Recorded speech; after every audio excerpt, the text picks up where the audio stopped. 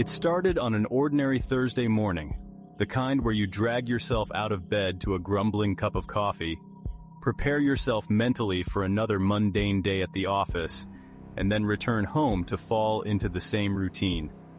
I was already late, groggily pushing through a fog of sleep when my phone buzzed, pulling me back to reality. I almost ignored it, but something stopped me. Maybe it was the time. It was just past 6 a.m., too early for anyone to call. I figured it might be work, so I snatched the phone from my nightstand. Unknown number. Normally I don't answer unknown numbers. Who does these days? But I had an odd sense of urgency about this one, like I had no choice but to pick it up. Hesitating for a moment, I slid my thumb across the screen and put the phone to my ear. Hello? There was a long pause. I thought, for a second, the caller had hung up. But then, I heard it. A soft, almost imperceptible sound. Breathing. Someone was on the other line listening. Waiting. Hello? Who is this? I demanded, my voice edging with irritation. Silence. I was just about to hang up when a voice, as flat and monotonous as a recording, crackled through the speaker. We know what you saw. I froze. My brain scrambled, desperately trying to make sense of the words. I hadn't seen anything. I hadn't done anything. What were they talking about? Was it some scam? A prank? What? Who is this? I asked again, my voice sharper now, tinged with anger and unease. Stay home today. It's safer, the voice said, still cold, still devoid of emotion. That's when the line went dead. I stared at the phone in my hand, waiting for my mind to catch up with what had just happened. The rational part of my brain screamed that it was nothing, just some weirdo trying to mess with me. But something about the voice, the exactness of it, felt off. A strange feeling crept into my chest, settling like a heavy stone. I tried to shake it off. I was late for work and I wasn't about to let some prank call derail my day. But as I got ready, that call lingered in the back of my mind like an itch I couldn't scratch. What the hell did they mean?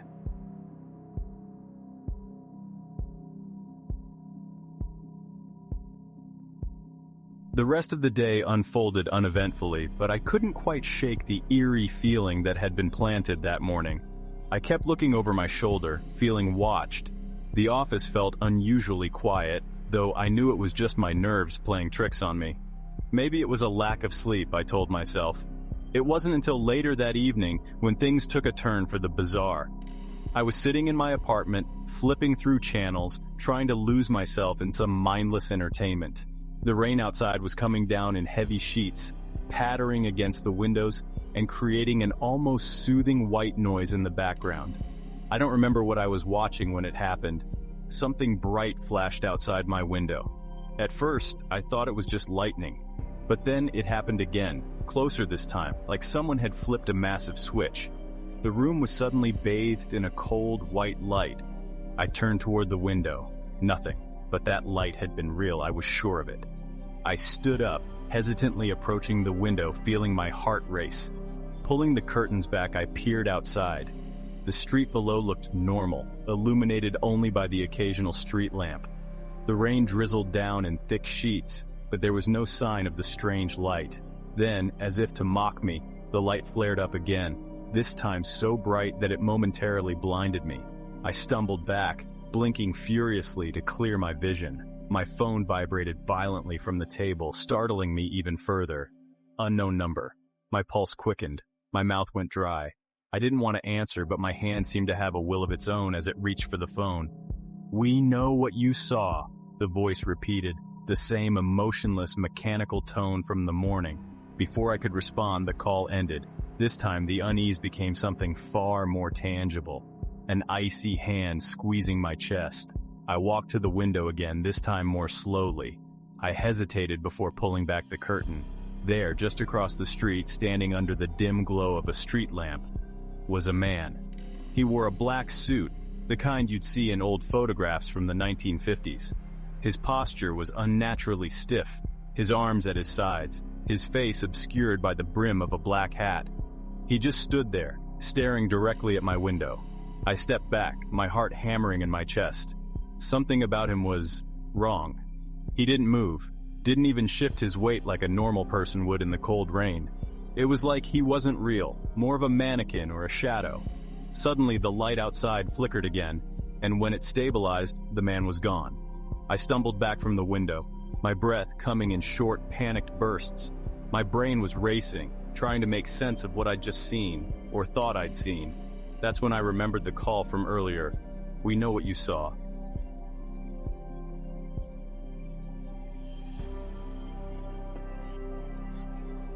I didn't sleep that night. How could I? I sat in my living room, every noise magnified, every shadow suddenly alive with potential threats. By 3 a.m., my nerves were raw, my exhaustion competing with the adrenaline pumping through my veins. I tried telling myself it was all some elaborate joke, but who would go to such lengths, and why? The light, the man, it didn't feel like a joke. It felt like something far more dangerous. As the first hints of dawn bled into the sky, my phone buzzed again. This time, it wasn't an unknown number. It was a message. I swallowed hard, my fingers trembling as I opened the text. It was an address, no name attached, just a string of numbers and letters forming a place in the city. I stared at it, my heart sinking. It wasn't far from where I lived, a 10-minute drive, maybe. I considered ignoring it, going about my day like none of this had ever happened. But something deep inside told me that wasn't an option. I had to go, as insane as that sounded. I had to know what was happening. By the time I got to the address, the sun was low, casting long shadows over everything. The location was a decrepit old warehouse on the outskirts of the city, a place that looked long abandoned. The windows were boarded up and the paint was peeling off the walls in thick strips. I parked my car and just sat there, gripping the wheel tightly. My rational mind was screaming at me to leave, to drive back home and forget any of this had ever happened, but I was already here. I got out of the car, the cold wind biting at my face as I walked toward the warehouse. The door was slightly ajar, creaking open with a low, ominous groan. Inside it was dark, save for the weak beams of light slipping in through the cracks in the boarded-up windows. I stepped inside. "Hello?" I called out, my voice echoing back at me. Nothing but silence. As I walked further in, the air seemed to grow heavier, pressing down on me like a physical weight. I reached the center of the warehouse, and that's when I saw them. 3 men stood in the center of the room, all dressed in identical black suits. Their faces were pale, almost waxy, their eyes concealed behind black sunglasses. Even though the room was dim, they didn't speak or move, just stared at me. A cold shiver ran down my spine. One of them, the tallest of the 3, stepped forward. "We warned you," he said, his voice the same mechanical monotone as the caller. I couldn't move. I couldn't speak. I was frozen in place, as if their gaze alone had pinned me to the spot. "You saw something you shouldn't have," he continued, "something that doesn't belong in your world." My mind raced. I wanted to tell them I didn't see anything, that they had the wrong person, but I knew it wouldn't matter. The words wouldn't come anyway. "You need to forget," the man said, stepping closer. His face was still emotionless, his movements too smooth, too precise. "For your own safety." That's when everything went dark.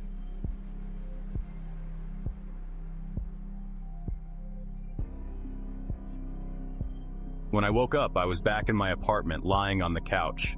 At first, I thought it had all been a dream, but the faintest sense of something wrong clung to me like a fog. My head throbbed, and I felt disoriented, like I had just woken from anesthesia. For a moment I thought of calling someone, maybe the police, but what would I even say? I knew deep down, they wouldn't believe me. Hell, I wasn't even sure I believed me. I spent the next few days in a daze, going through the motions of life but never fully present. Every time I closed my eyes, I saw those men in black, their cold, lifeless stares boring into me as if they had burned a hole into my mind. I couldn't shake the feeling that I was being watched, that somewhere those men, those things, were still out there observing me. I tried to tell myself it was over, that whatever had happened in that warehouse had ended, but deep down, I knew better. This wasn't something you just walked away from.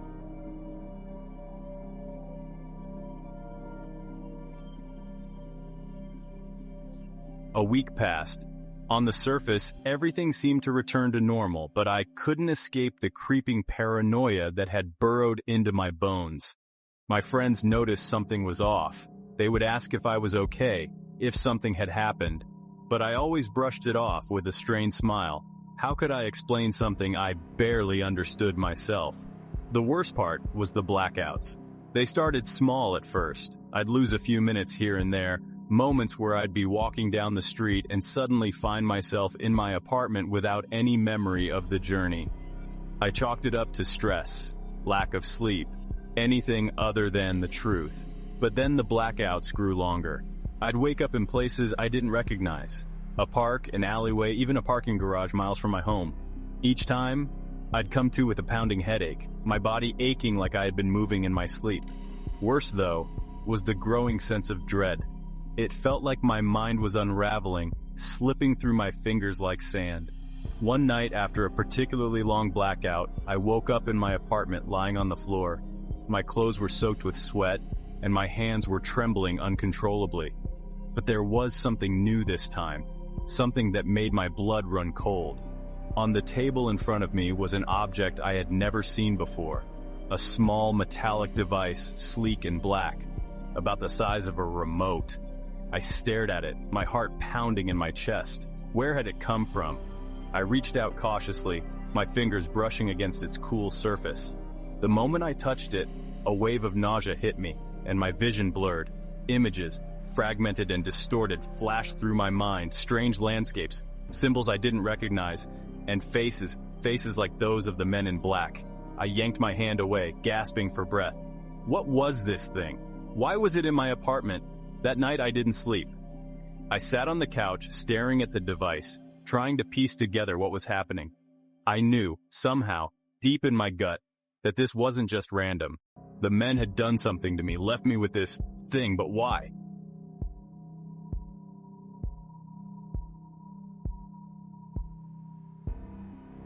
I couldn't ignore the device. It felt like it was pulling me in, demanding my attention. I didn't want to touch it again, but I knew I had to. There were answers there, hidden somewhere in the fog of my mind. I just had to be willing to find them. The next morning, I wrapped the device in a towel and shoved it into a drawer, hoping that putting it out of sight would also put it out of mind. But that didn't work. It was like I could feel it pulsing, whispering in the back of my consciousness. Finally, I gave in. I sat at my kitchen table, the device in front of me, my hands shaking as I reached for it. The moment my fingers made contact, the nausea returned, but I pushed through it. This time, I wouldn't pull away. The images came again, clearer this time, strange crafts hovering in the night sky, beams of light pulling things, people into their depths, and always those faces, pale, emotionless, watching. But there was something more, something hidden beneath the surface of those images, something they didn't want me to see. And then I saw it. I had seen something that night, the night before the call. I had been walking home, late, after a night out with some friends. I was a little tipsy, my mind fuzzy. But there, above the city skyline, I had noticed something strange.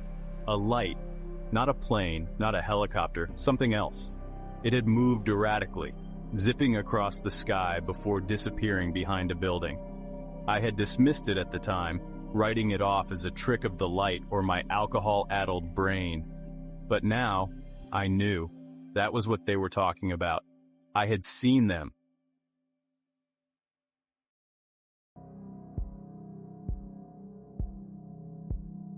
I couldn't go to the police. What would I say? That I was being watched by faceless men in black suits because I'd seen a UFO?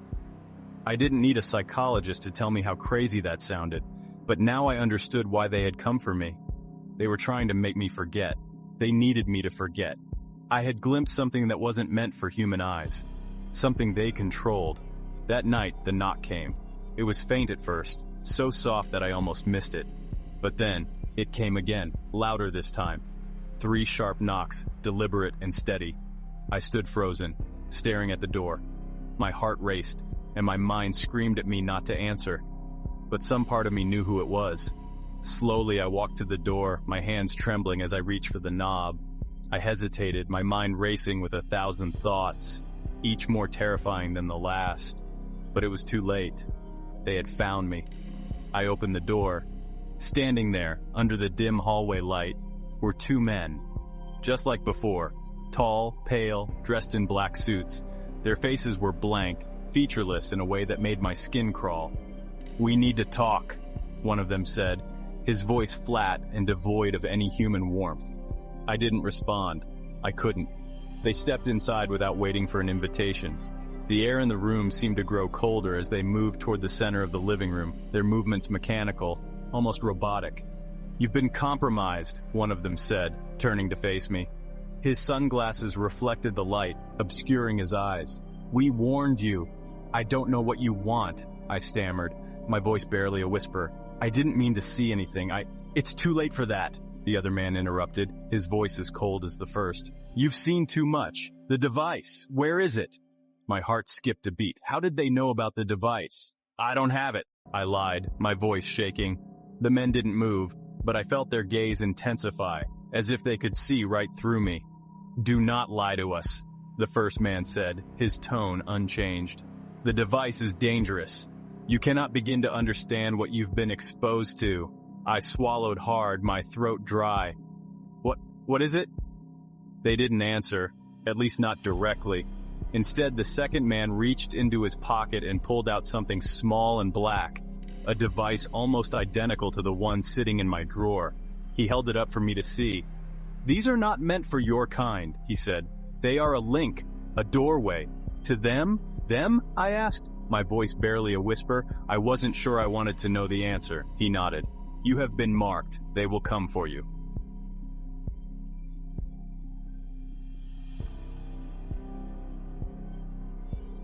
The men left as abruptly as they had arrived, leaving me standing in the middle of my apartment, my mind racing. Marked. What did they mean by that? And what would come for me? I didn't have to wait long to find out. The next few days were a blur of paranoia and fear. The blackouts grew worse. I'd lose hours at a time, only to wake up in strange places with no memory of how I'd gotten there. The device haunted my thoughts. I could feel it calling to me, pulling me deeper into whatever dark secret it held. And then, one night, I woke up to find them in my apartment. Not the men in black, but something else. Shadows that didn't belong to the light. Figures that moved in the corners of my vision but disappeared when I tried to focus on them. I could hear whispers, voices that weren't my own, murmuring in a language I couldn't understand. I knew then that my time was running out. Whatever I had seen, whatever I had touched, it had opened a door that couldn't be closed. They were coming for me. But the men in black had given me a choice. They had warned me, tried to erase my memory, tried to stop this from happening. Now the decision was mine. I could run, try to hide from whatever was coming. Or I could confront it head on, face the truth of what was really out there. In the end, I made my choice. I reached for the device, knowing full well that it was the key to everything. The moment my fingers closed around it, the world seemed to tilt, the shadows growing deeper, the air thickening with an oppressive weight. The door had opened, and they were here.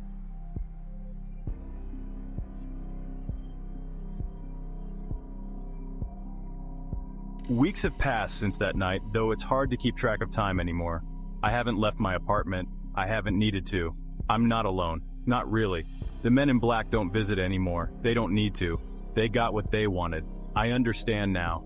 I've seen things I can't describe, things no human mind should ever comprehend. I've glimpsed beyond the thin veil of reality, into the cracks where they live. They aren't like us. They aren't even like the men in black. They are something far older, far stranger, and far more dangerous. I don't know why they chose me. Maybe it was just bad luck. Maybe I was in the wrong place at the wrong time. Or maybe it was something deeper. Something that had been set in motion long before I was born. The truth is, I'll never know for sure. But I do know one thing. Once you've been marked, there's no going back. At first, it was subtle. The shadows seemed to breathe around me, shifting and swirling like living things. But soon, they became more than just shadows. They began to take shape, forming into figures that whispered in my ear when I was on the edge of sleep. I stopped sleeping entirely after a while. I couldn't bear the dreams. They showed me things, visions of worlds that were twisted and wrong, where the laws of physics didn't apply, places where time moved in strange, looping patterns, and creatures with too many eyes and too many limbs wandered aimlessly through vast, empty landscapes. I'd wake up, drenched in sweat, but I knew they weren't just dreams. They were real. The device was the key to all of it. It was more than just a link to them, it was a doorway. I thought that maybe if I destroyed it I could break free, but it wasn't that simple. The device was a part of me now, in a way that I couldn't explain. It had fused with me, connected me to them in a way that went beyond the physical. Even when it wasn't in my hand, I could feel it humming in my mind, like a low-frequency signal that never stopped. The men in black had warned me, but they hadn't told me the whole truth. They were just as much pawns in this as I was. They were gatekeepers, sent to control the flow of information, to keep people like me from seeing too much. But even they didn't fully understand what they were dealing with. They were just as powerless as the rest of us. Now I'm waiting. I can feel them getting closer. Every night the shadows grow darker, the whispers louder. Sometimes I catch glimpses of them in the mirrors, just out of the corner of my eye. Tall, thin figures with faces that are wrong in ways I can't describe. They're always watching, always waiting, just like I am. I know I don't have much time left. They'll come for me soon, maybe tonight, maybe tomorrow, but when they do, I'll be ready. I've seen the truth now. I know what's on the other side of the door, and when they come for me, I'll go with them. There's no point in resisting anymore. The men in black tried to keep me in the dark, tried to make me forget, but they failed. Now I understand. We're all just small pieces in a much larger game, one that's been playing out for millennia, across worlds and dimensions that we can't even begin to comprehend. I've stopped being afraid. In a way, I've even started to accept it.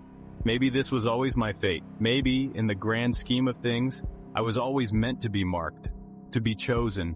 The men in black couldn't stop it, and now neither can I. The last few days have been quiet.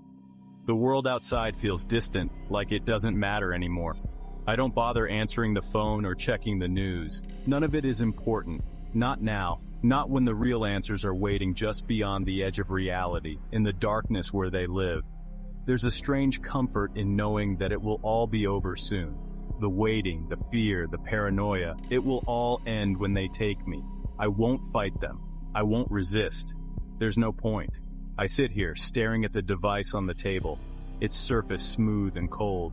It hums softly, like it's alive, and I know it's only a matter of time before it activates again. When it does, the door will open one final time and I'll step through. The shadows around me are thickening now. I can feel their presence, pressing in from all sides, their whispers growing louder and more urgent. They're telling me to get ready. I can hear the knock at the door. This time, I won't hesitate. I'll open it, and I'll join them in the darkness. I don't know who will find this. Maybe no one will. Maybe by the time they come for me, there won't be anything left to find. But if you're reading this, if you found these words, consider this a warning. There are things out there that don't want to be seen. Things that operate on the fringes of our reality, manipulating events and watching from the shadows. The men in black, they're just the beginning. They're the ones who keep the veil in place, but they're not the ones pulling the strings. Be careful what you look for. Be careful what you believe, because once you see them, once you know the truth, they see you too. And once they've seen you, they'll never stop watching. I thought I was safe. I thought I could escape, but I was wrong. They're here now. And there's no escape, not for me, not for any of us. Remember the last time you used a public restroom?